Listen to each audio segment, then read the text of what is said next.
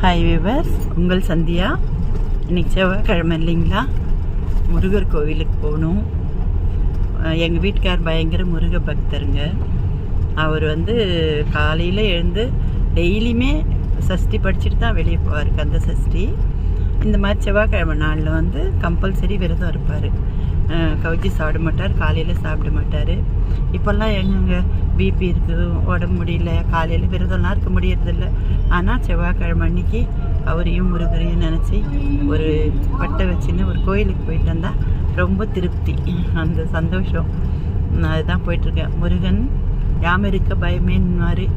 நம்ம கஷ்டங்களுக்கு முருகன் காலை பிடிச்சிக்கிட்டா நமக்கு எல்லா கஷ்டமும் மலை போல் வர்றது கூட பனி போல் நீங்கிடுங்க.